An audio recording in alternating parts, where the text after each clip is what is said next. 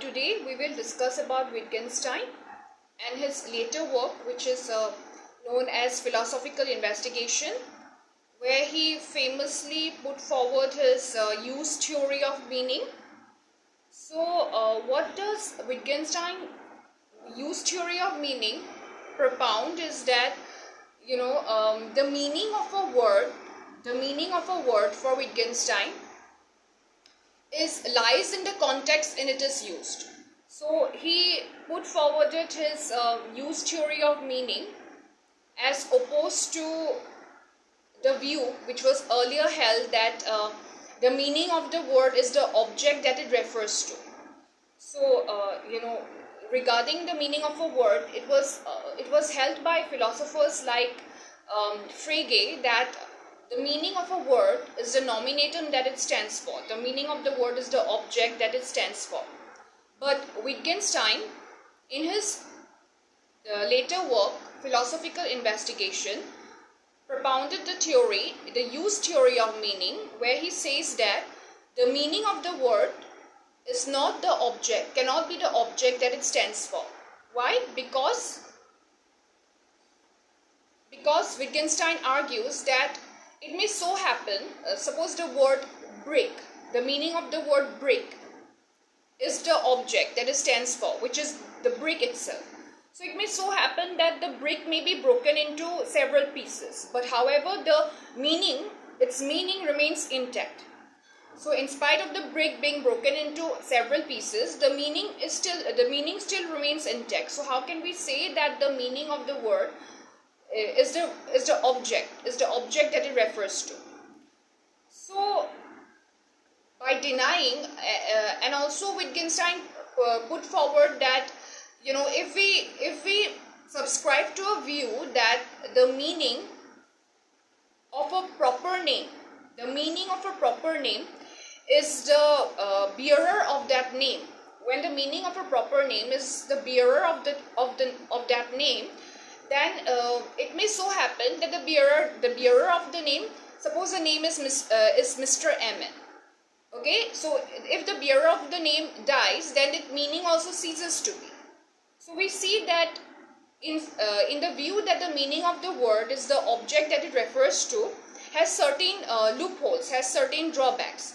And this is what Wittgenstein tries to overcome in his use theory of meaning, where he says that the meaning of the word cannot be the object that it stands for. Instead, the meaning of the word must be understood in the context it is used. So the meaning of the word lies in its use value. So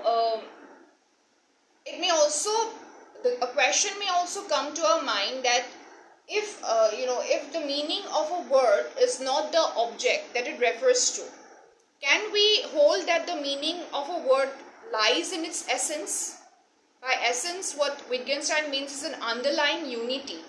Okay, like the meaning of a word may not refer to the particular object that it stands for, but can we not subscribe to a view that the meaning of a word refers to a kind of underlying unity that binds all these particulars together, which is essentialism? But Wittgenstein denies essentialism. He does not agree with the theory of essentialism, that there is an underlying unity which binds all particular different objects together, and the meaning refers to that underlying unity which we call essence. Instead, by rejecting essentialism, Wittgenstein propound his concept of family resemblance. So what does Wittgenstein means by family resemblance? So what Wittgenstein says is that in case of family resemblance, we see that different members of family has very similar traits, has similar resembling traits, and yet they are individual, and yet they have their own individual particular traits. Although they have their similar traits, they also have their individual and particular traits. So also there is no such thing as essence, that is an underlying unity. Instead, there is a kind of similarities, a complicated network, what he would say as a complicated network of similarities, crisscrossing one another, overlapping one another, similarities, overall similarities and similarities of detail.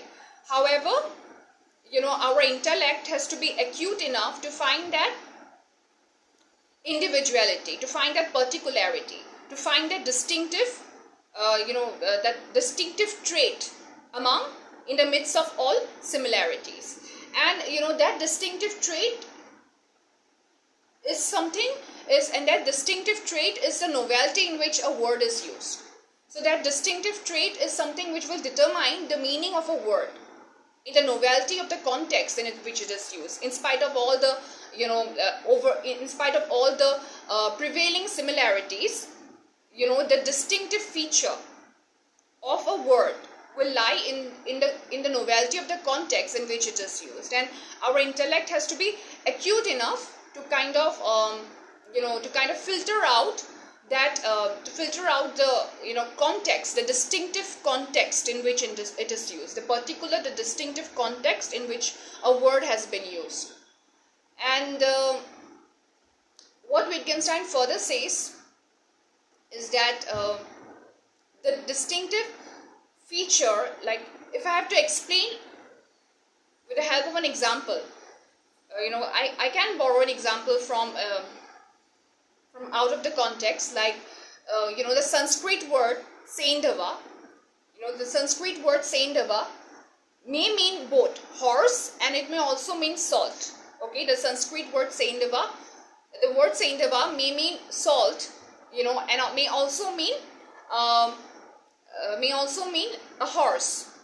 But both are similar words, but the meaning in which their meaning will be derived in the context. One can derive the meaning of the word Saindava in the context in which it is used. So if the word Saindava is uttered in a kind of parade, or in a battlefield, or whatever, in a parade, then the word Saindava would refer to what? Would refer to horse.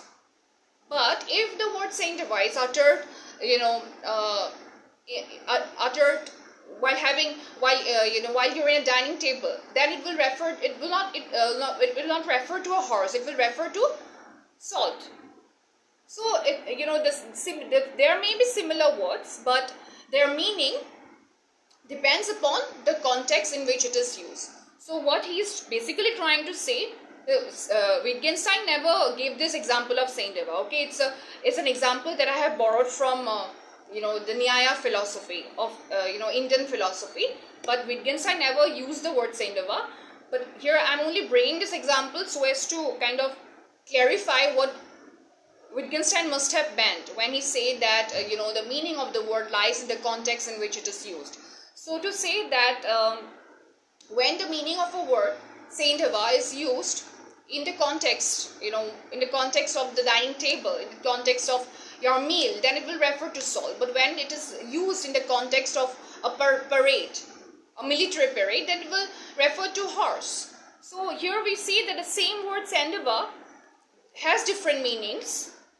The same word Saindava has different meanings in depending on the difference in the context in it is used. Depending upon the difference in the context it is used. So also different meanings, different words may have similar meanings. Different words may have similar meanings if they are used in the same context. So if the same word may have different meaning if they are used in a different context, and the same word may have different words may have same meaning if they are used in the same context, and same word may have different meanings depending upon the context in which it is used. If the same word is used in different contexts, then its meaning will be, the same word will be used in different contexts, will have different meanings. But if different meanings, different words are used in different contexts, if the same word is used in different contexts, then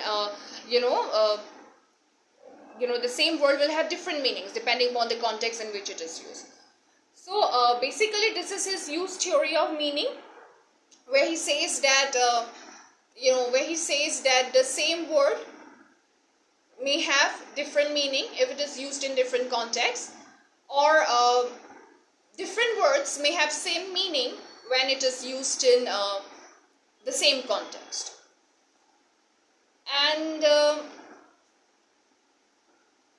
furthermore, what he talks about in philosophical investigation is his philosophy of language game. This is very interesting concept, language game. So what does Wittgenstein means by language game? So Wittgenstein says that language game is where we play games with language. For Wittgenstein, language game is where we play games with language. So why does he bring this comparison of language and games together? Because he says that just like games, language too is also something which is associated with activities. Okay, just like games, language too is associated with activities, and just like games, language too is also rule governed.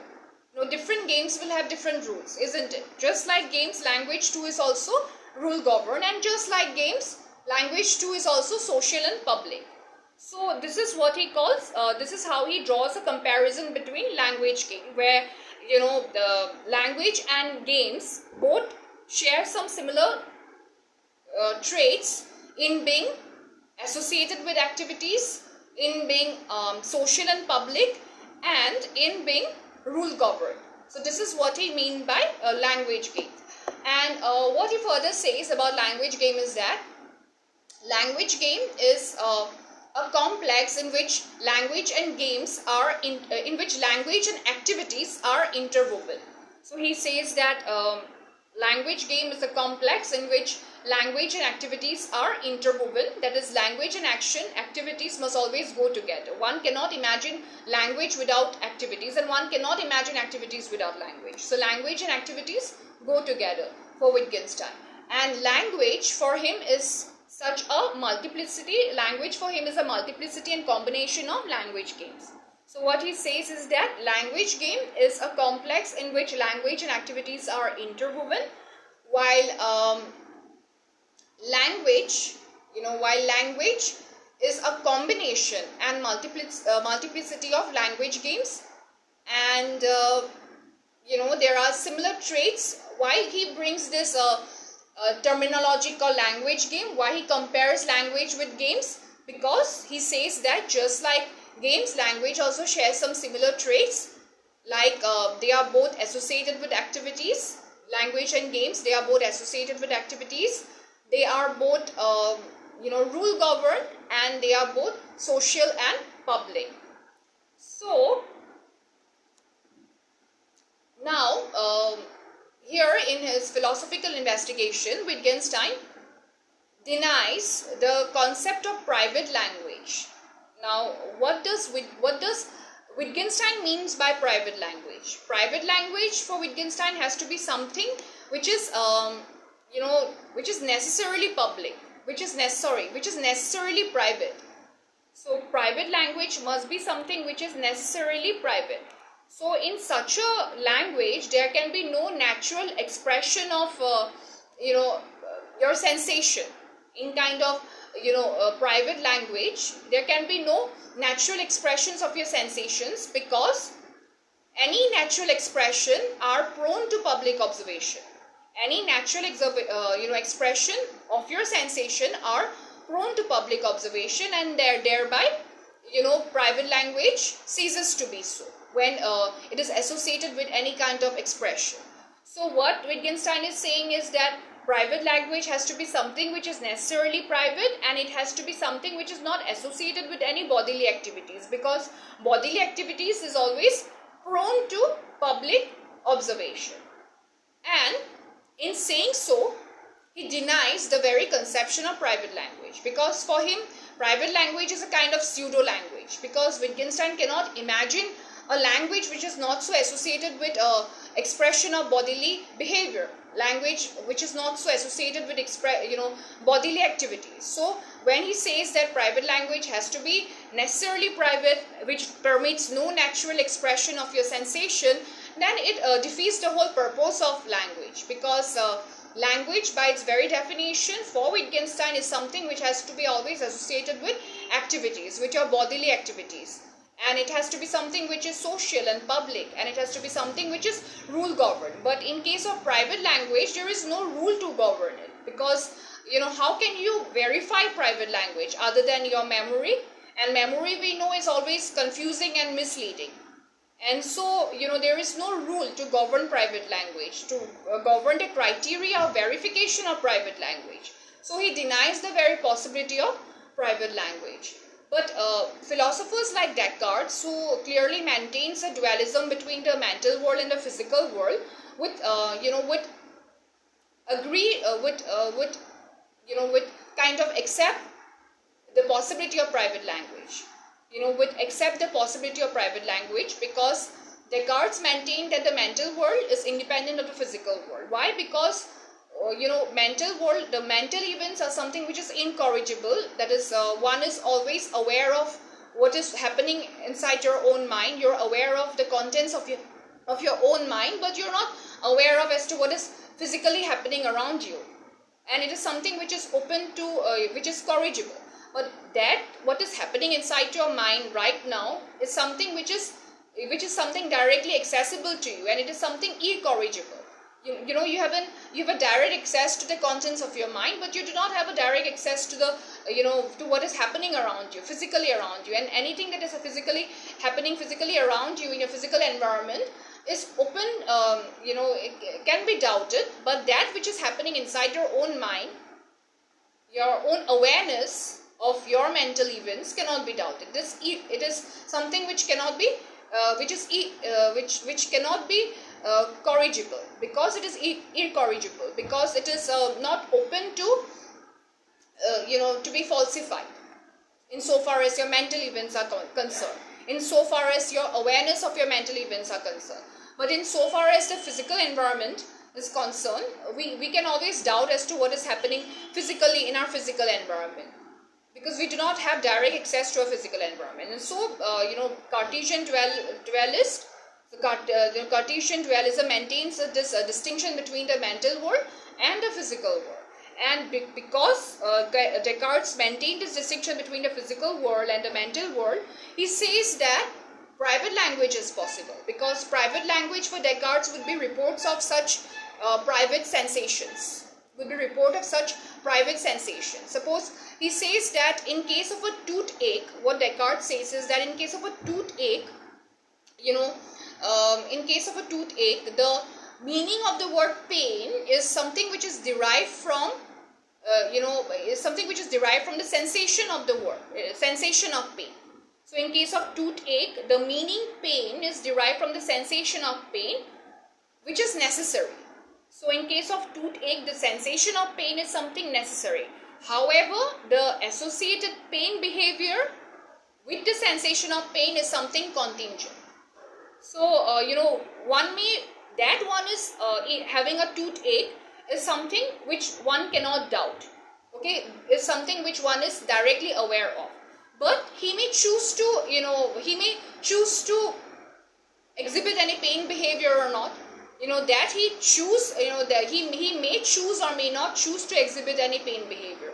So insofar as exhibition of pain behavior is concerned, it is something which is contingent, while the sensation of the pain is something which is necessary for Descartes. And so the word pain, the meaning of the word pain is something which is derived from the sensation of pain, rather than the pain behavior. But however, as I have said, Wittgenstein denies the very possibility of private language, and he says that this dichotomy or this distinction between pain sensation and pain behavior is rather bogus, is rather artificial. Why? Because in case of an accident, a person may be seriously injured and he may not be in a position to exhibit pain behavior. But can we even doubt that a person is in pain? No. Although the person is not exhibiting any pain behavior, we cannot even doubt that a person is in pain. So this very distinction between pain, this very distinction between pain sensation and pain behavior for Wittgenstein is something which is bogus, because what he says is that, when in the language game of pain, it is not the sensation of pain that matters. Instead, it is the pain behavior which matters. Okay, so in the language game of pain, it is the pain behavior from which the word pain derives its meaning, rather than the sensation of pain. And he would say that, Wittgenstein would say that it is rather absurd to say that, I know that I am in pain, because, to say that I know I am in pain is something which is very paradoxical, because the word know can only be, applicable without any absurdity in case where doubt is possible. In case where doubt is possible. The word know or I believe I'm in pain is only possible in case where doubt is possible. But that you're directly aware of your pain, it's something which is indubitable, isn't it? So how can you say that I know I'm in pain? Because the word know can only be applied where the possibility of doubt is there. But when you are having a toothache, you cannot doubt that you're having a toothache. So how can you say I know I'm in pain? Instead, one has to say I am in pain. I'm in pain, which is a kind of modified pain behavior. Person may not be screaming or moaning or growling. It is, but he may simply say that I'm in pain, and this itself is an exhibition of pain behavior, and it is itself is an exhibition of modified pain behavior for Wittgenstein. So Wittgenstein says that what Descartes says, that the sensation of pain is something necessary and the exhibition of pain behavior is something contingent, is rather absurd, because the very to say that I know I am in pain is really absurd, because you can say to say that you can apply the word know or believe only in case where you can apply the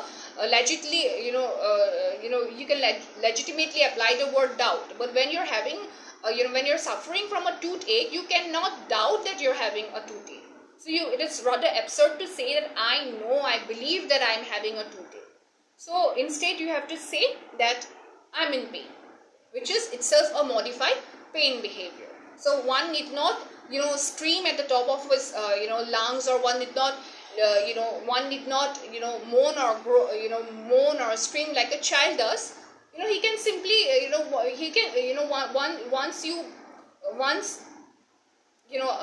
an adult reaction to pain and a child reaction to pain will be different, isn't it? Because an adult has learned to exhibit a modified pain behavior, and this itself is a pain behavior. An adult may not cry like a child does, but that does not mean that the exhibition that does not mean that there is kind of a distinction between the sensation of pain and the exhibition of the pain behavior. No, there is no distinction between the sensation of pain and the exhibition of pain behavior for Wittgenstein, because what he says that in the language game of pain, it is the pain behavior that is to be taken into consideration, not the sensation of pain. And in regard to this, he gives the example of the beetle box. In regard to this, Wittgenstein put forward the example of the beetle box, where different people are given a box each, and the item which is inside a box is different. Different people are given a box each, and the item, and each box carries an item which is different from one another. However, they are both assigned the same name, which is beetle. So here what Wittgenstein is saying, that what is inside the box is not significant. For Wittgenstein, it does not matter what is inside the box. But what matters to Wittgenstein is that how the word beetle is used in different contexts. So also, the inside, your inner pain sensation is insignificant. What is significant in the language game of pain is how you exhibit the pain behavior in a different context. So this is what Wittgenstein means by language game, his rejection of private language, and his use theory of meaning, which has been discussed elaborately in his later work known as philosophical investigation. Thank you.